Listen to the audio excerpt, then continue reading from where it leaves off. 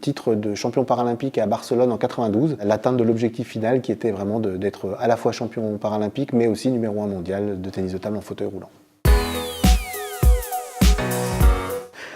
Ok, pas de préférence entre les deux. Se mettre un objectif sans être sûr de l'atteindre, mais en faisant tout pour l'atteindre, ça donne une vraie satisfaction extrême lorsqu'on y arrive. Quand j'ai commencé à faire du sport, j'avais tellement peur de perdre que ça me paralysait. Là où j'ai passé un cap très important en sport, c'est quand j'ai commencé à ne plus me focaliser sur la défaite, mais plutôt sur ce que je pouvais en tirer comme enseignement. Et ça, c'est absolument essentiel quand on crée une entreprise. On ne gagne pas tout le temps non plus et il faut réussir à tirer des enseignements positifs des erreurs ou des échecs qu'on a pu avoir. J'ai des questions.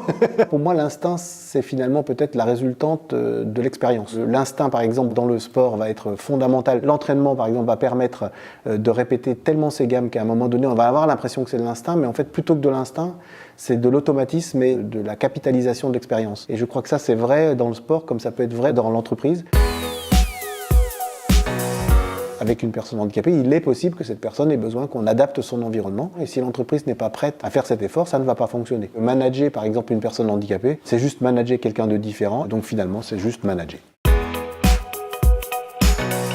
Ce qui est fondamental, c'est de conscientiser l'existence des stéréotypes pour éviter ce qu'on appelle les biais décisionnels, c'est-à-dire les décisions qui vont être biaisées par les préjugés, les a priori qu'on peut avoir. Il faut faire adhérer les gens et leur donner du sens pour qu'ils aient envie d'aller avec vous à un endroit défini ensemble. Il faut d'abord un environnement favorable, une envie forte. Le succès, c'est aussi bien entendu de faire confiance aux autres, parce que tout seul, on ne fait pas grand-chose.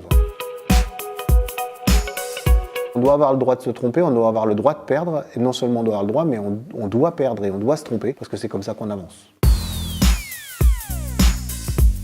Un brin de folie, une capacité à voir très souvent le verre à moitié plein, pas mal d'enthousiasme.